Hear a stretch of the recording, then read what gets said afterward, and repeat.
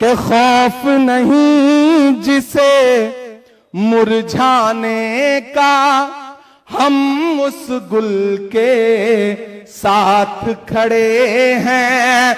दोस्तों, चरागों के सफर में दबदबा हो आंधियों का, तो फिर अंजाम जुल्मत के सिवा कुछ भी नहीं होगा। ये दुनिया नफरतों के आखिरी स्टेज पर है, इलाज इसका मोहब्बत के सिवा कुछ भी नहीं होगा। मेरी आंखों के सामने जो नई नस्ल खड़ी है, तमाम बुजुर्ग यहां बैठे हैं।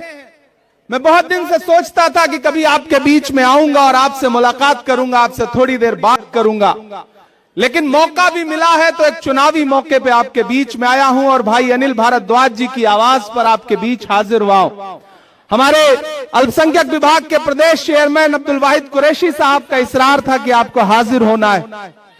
मेरे भाई, आप पिछले 3 घंटे से यहां पे मौजूद हैं, मुझे पता है, और हमसे 3 फीट 4 फीट नीचे बैठे हुए हैं, हम स्टेज पे बैठे हुए हैं। लेकिन मैं स्टेज के साथियों से भी कहना चाहता हूं कि ये जो 3 फीट 3.5 फीट 4 फीट नीचे बैठे हैं, असल में इनके होने से सारी रौनक है।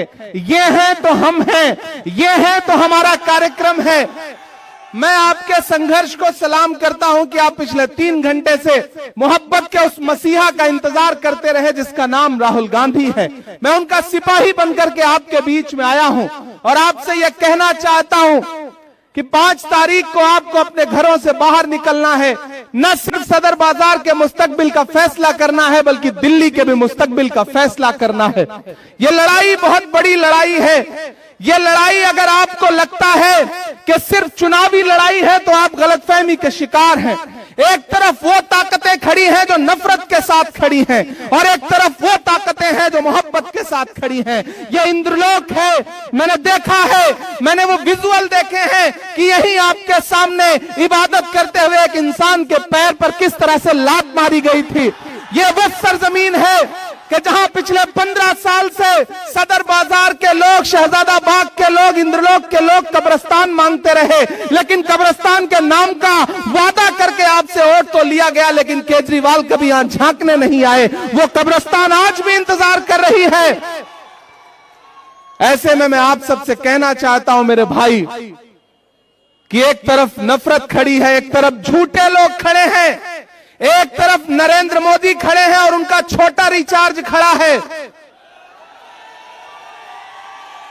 और एक तरफ कौन खड़ा है? राहुल गांधी। इस देश में आने वाली सदियों में जब भी नफरत और मोहब्बत को तराजुओं पे तौला जाएगा तो यह कहा जाएगा कि जब पूरे मुल्क में नफरत उफान पर थी तो एक शख्स दिल्ली में खड़ा हुआ और उसने कहा कि मैं कन्याकुमारी से कश्मीर तक चलूंगा 4000 किलोमीटर, अपने पैर के छालों की परवाह नहीं करूंगा। मैं चला हूं राहुल गांधी के साथ, मैंने देखे हैं उनके पांव के छाले। जब मैं उनके साथ चलता था तो मुझसे मीडिया के साथी कहते थे कि इमरान साहब आप तो शायर हैं, आप राहुल गांधी के कंधे से कंधा मिलाकर चल रहे हैं, क्या कहेंगे? तब मैं उनसे कहता था कि जो हर जालिम से टकराएगी वो आंधी बनाऊंगा, जो हर जालिम से टकराएगी वो आंधी बनाऊंगा। नए अंग्रेज आए हैं, नया गांधी बनाऊंगा। वह इंसान 4000 किलोमीटर चलता रहा, सिर्फ एक नारा लगाता रहा कि नफरत छोड़ो भारत जोड़ो, सिर्फ एक नारा लगाता रहा कि नफरत के बाजार में मोहब्बत की दुकान खोलनी है। अरे इंद्रलोक वालों, शहजादा बाग वालों, आप तो इस बात पर ईमान रखते हो ना कि मजदूर का पसीना सूखने से पहले उसकी मजदूरी उसे दे देनी चाहिए। रखते हो ना इस बात पर ईमान? मैं रखता हूं इस बात पर ईमान कि मजदूर का पसीना सूखने से पहले उसकी मजदूरी उसे दे देनी चाहिए। मुझे बताएं, आज शहजादा बाग के लोग मुझे बताएं, इंद्रलोक के लोग मुझे बताएं, और खास तौर से मेरे अपने समाज के लोग मुझे बताएं कि जब यहां पर नमाज पढ़ते हुए इंसान को लात मारी जा रही थी, जब वहां संभल में लाशें बिछाई जा रही थी, जब हाथरस में एक दलित बिटिया का बलात्कार हो रहा था, जब मणिपुर में माएं बेटियां बिना कपड़ों के परेड कराई जा रही थी, तो निकला था कोई केजरीवाल कुछ बोलने के लिए? निकला था कोई केजरीवाल? निकले कोई नरेंद्र मोदी कुछ बोलने के लिए? नहीं निकले ना। कौन निकला? संभल में कौन खड़ा था? हाथरस में कौन खड़ा था? मणिपुर में कौन खड़ा था? कन्याकुमारी में कौन खड़ा था? कश्मीर में कौन खड़ा था? जब दिल्ली जल रही थी तो कौन खड़ा था? अगर आपके हर मुद्दे पर राहुल गांधी खड़ा है तो फिर वोट अगर किसी बहुरूपीय को देंगे तो ये आप अपने जमीर के साथ नाइंसाफी करोगे। मैं अनिल भारद्वाज जी के लिए आपसे आज अपील करने आया हूं और आपसे यह कहने आया हूं कि याद करो 2013 की दिल्ली, याद करो 2014 की दिल्ली, जब एक नाटक शुरू किया गया था यहां पर और आरएसएस के लोग, भाजपा के लोग पीछे से उस नाटक की पैरवी कर रहे थे, सारा स्पॉन्सरशिप आरएसएस कर रही थी। और जब सरकार बन गई, राजनीति में आ गए तो आज सब गायब हैं। मैं तो पूरे देश में जाके शेर पढ़ता हूं कि भारत मां की आंख के तारे कहां गए, भारत मां की आंख के तारे कहां गए, आरएसएस के राज दुलारे कहां गए, अच्छे दिनों की तरह उन्हें भी खोज रहा कोई, बताए अन्ना हजारे कहां गए। सब गायब हो गए और ये बहरूपी अपने शीश महलों में, घरों के अंदर दुबक के बैठ गए। केजरीवाल जी आएंगे आपके बीच में प्रचार करने तो उनसे पूछना कि जब दिल्ली जल रही थी तब क्यों नहीं आए हमारे बीच में, आज सुरक्षा लेकर के हमारे बीच में आ रहे हो। केजरीवाल की खांसी बंद हो गई, पूरी दिल्ली को खांसी आने लगी। इसलिए मैं आपसे कहना चाहता हूं साथियों कि अनिल भाई आपके बहुत शानदार प्रत्याशी हैं, राहुल गांधी जी ने इन पर भरोसा किया है। मैंने आपसे कहा ना कि आप तो इस बात पर ईमान रखते हो कि मजदूर का पसीना सूखने से पहले उसकी मजदूरी उसे देनी चाहिए। मैं चला हूं राहुल गांधी के साथ कन्याकुमारी से कश्मीर तक, मैंने उनके पांव के छाले देखे हैं। मैं उन पांव के छालों की याद दिलाते हुए आपसे कहना चाहता हूं कि अगर इस बात पर ईमान रखते हो कि मजदूर का पसीना सूखने से पहले उसकी मजदूरी उसे दे देनी चाहिए, तो मैं आपसे राहुल गांधी की मजदूरी मांगने आया हूं। और वो मजदूरी है अनिल भाई को अपना एक एक वोट देकर के हाथ के पंजे के सामने वाले बटन पे 5 तारीख को अपना एक एक वोट देकर के इन्हें विधानसभा पहुंचाइए। आपका दिया गया एक एक वोट सिर्फ अनिल भारद्वाज को नहीं मिलेगा, मोहब्बत के उस मसीहा को मिलेगा जिसका नाम राहुल गांधी है। आपका दिया गया एक एक वोट सिर्फ अनिल भारद्वाज को नहीं मिलेगा, इस देश में डॉक्टर बाबा साहब अंबेडकर के संविधान के सबसे बड़े अगुआ मल्लिकार्जुन खड़गे जी को मिलेगा। आपका अनिल भारद्वाज को दिया गया एक एक वोट सिर्फ इनको नहीं मिलेगा, इस देश में महिलाओं की सबसे बड़ी आवाज प्रियंका गांधी जी को मिलेगा। आपका दिया गया एक एक वोट सिर्फ अनिल भारद्वाज को नहीं मिलेगा, इमरान प्रतापगढ़ी पे आपका एहसान होगा। यह कहने के लिए आपके बीच में आया हूं और आपसे गुजारिश करता हूं कि इस बड़ी लड़ाई में आपको चुनना पड़ेगा। और अकलियत के लोगों, खास तौर से मेरी एक बात सुनना और जाना, तो रात को जब सोने लगना अपने तन्हा कमरों में, तो याद करना कि एक 35-36 साल का लड़का आया था, एक बात कह करके गया। आप पिछले 3 बार से केजरीवाल को वोट देते आ रहे हो, लेकिन जब जब आपको जरूरत पड़ी केजरीवाल कहीं नजर नहीं आए। क्यों? क्योंकि उनको पता है कि आप थोक के भाव वोट दे दोगे। मैंने एक फिल्म देखी थी, उस फिल्म में एक डायलॉग था कि आग को पानी का डर बना रहना चाहिए। आपने वो डर खत्म कर दिया। आपने उनको ये एहसास दिला दिया कि आप दिल्ली दंगों पे बोलो या ना बोलो, हम तुम्हें वोट देंगे। आपने एहसास दिला दिया कि जब बिल्किस के बलात्कारी रिहा किए गए और मीडिया ने मनीष सिसोदिया से पूछा कि आप क्या बोलोगे, तो उन्होंने माइक अपने सामने से हटा दिया, लेकिन फिर भी आपने उन्हें वोट दिया। आपने उन्हें एहसास दिला दिया कि आप संभल में लाशें बिछी रहेंगी, आप नहीं बोलोगे, हम फिर भी आपको वोट देंगे। और दलित भाइयों, आपने एहसास दिला दिया कि हाथरस में दलित बिटिया के साथ बलात्कार हुआ, अरविंद केजरीवाल कुछ भी नहीं बोलेंगे, लेकिन फिर भी आप उन्हें वोट देंगे। ये भ्रम तोड़िए, उन्हें एहसास दिलाइए कि आग को पानी का डर बना रहना चाहिए। वो डर जो खत्म हुआ है उसे 5 फरवरी को फिर से पैदा करिए। अपने घरों से निकलिए और अपना एक एक वोट अनिल भारद्वाज को दे करके राहुल गांधी के हाथों को मजबूत करिए। बहुत लंबी तकरीर नहीं करनी है, आपसे बस ये कहने आया हूं कि ये लड़ाई बहुत बड़ी है।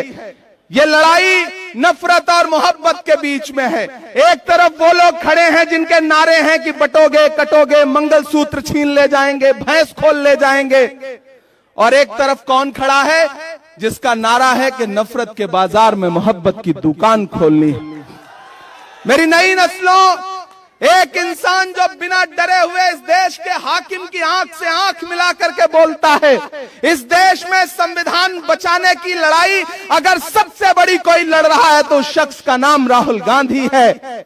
हम सब उसके सिपाही बनकर के आए हैं। मैं कोई बहुत लंबी तकरीर नहीं करूंगा, सिर्फ 4 मिसरे पढ़ूंगा, वो हक भी पूरा हो जाएगा जो आप सुनना चाहते हैं। माइक थोड़ा बेहतर कर दें। कहां है माइक? थोड़ा बेहतर कर दें। नहीं हो सकता? जैसे अरविंद केजरीवाल की खांसी सही हो गई वैसे माइक भी सही हो सकता है भाई, थोड़ा सा बेहतर कर दें अगर हो सके तो। मैं सिर्फ 4 मिसरे पढ़ता हूं साथियों। के खौफ नहीं जिसे, थक तो नहीं गए? नया पाने की चाहत में पुराना छूट जाता है, तुझे अपनाऊं तो मुझसे जमाना रूठ जाता है। मोहब्बत पढ़ने लिखने में बहुत आसान है लेकिन मोहब्बत को निभाने में पसीना छूट जाता है। मुझे पता है आप पिछले 3-4 घंटे से यहां मौजूद हैं, राहुल गांधी जी का इंतजार कर रहे थे, लेकिन पिछले 4-5 दिन से ऐसा लग रहा है जैसे उनको नजर सी लग गई हो, तबीयत खराब है। आप उनके लिए दुआ भी करें, वो सेहतमंद होकर के कल से पूरे दिल्ली में प्रचार के लिए उतरे।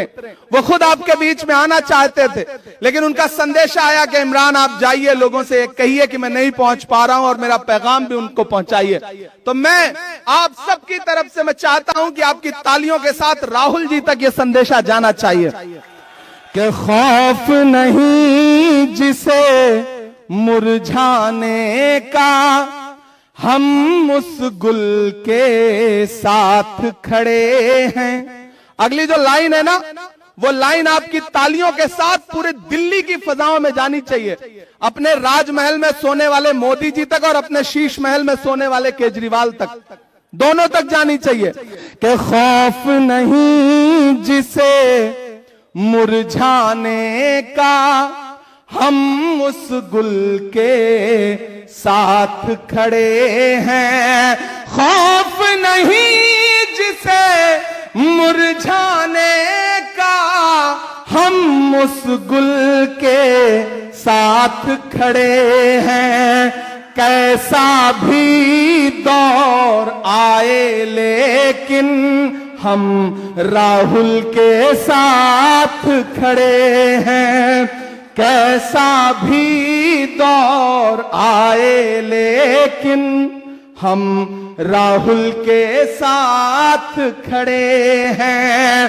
कल भी खुल के साथ खड़े थे, आज भी खुल के साथ खड़े हैं। कैसा भी दौर आए लेकिन हम राहुल के साथ खड़े हैं। सदर बाजार वालों, ये लड़ाई बुजदिलों और बहादुरों के बीच में है। एक तरफ वो बुजदिल हैं जो कभी आपके किसी मुद्दे पर नहीं निकलते, चाहे उन्हें झोली भर भर के वोट दिया हो आपने, और एक तरफ वो बहादुर खड़े हैं जिन्हें आपने वोट ना भी दिया हो तो आपके हर मुद्दे पर बिना अपनी जान की और बिना अपनी जिंदगी की परवाह किए हुए खड़े हैं। इसलिए आपको चुनना है कि आप बहादुरों के साथ खड़े हैं या बुजदिलों के साथ खड़े हैं। आपको फैसला करना है कि आप भाजपा और भाजपा के दोस्त केजरीवाल के साथ खड़े हैं या राहुल गांधी के साथ खड़े हैं। यह फैसला आपको करना है। यह मैं आपसे गुजारिश करते हुए आपसे विदा लूंगा और यह कहूंगा कि अनिल भारद्वाज साहब को चुनाव जिता करके असेंबली पहुंचाइए। मैं आपसे वादा करता हूं कि यही आपका शुक्रिया अदा करने के लिए इमरान प्रतापगढ़ी भी आएगा और राहुल गांधी जी भी आएंगे, ये हम आपसे वादा करते हैं। बहुत शुक्रिया, बहुत मोहब्बतें, आपने बहुत सारा वक्त दिया है। बहुत शुक्रिया काजी साहब का, देवेंद्र जी का, और खुसूसी तौर पर वाहिद कुरैशी साहब और उनके साथियों से भी मैं कहूंगा कि इस चुनाव को मजबूती के साथ अनिल भाई के लड़ाइए। बहुत शुक्रिया, बहुत